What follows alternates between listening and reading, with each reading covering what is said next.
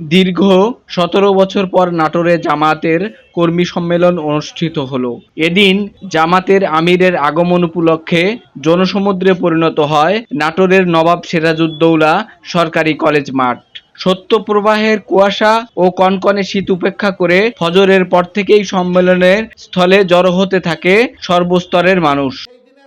দীর্ঘদিন পর কর্মী সম্মেলনে যোগ দিতে পেরে উচ্ছ্বাস জানান নেতাকর্মীরা। বহু দলের প্রোগ্রাম দেখেছি, এত সুন্দর প্রোগ্রাম আমি দেখি নাই।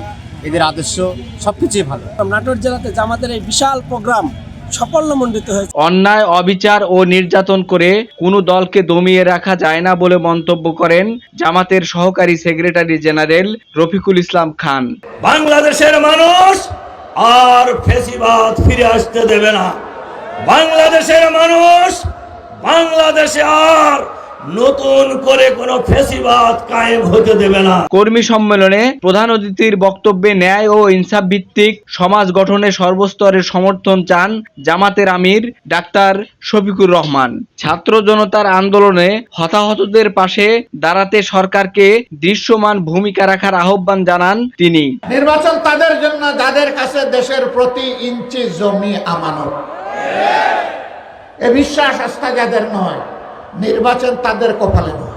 জরুরি, অতি জরুরি সংস্কারগুলো সাধন করে বর্তমান সরকার একটা সুষ্ঠু নির্বাচন দিয়ে তারা যার যার জায়গায় চলে যায়।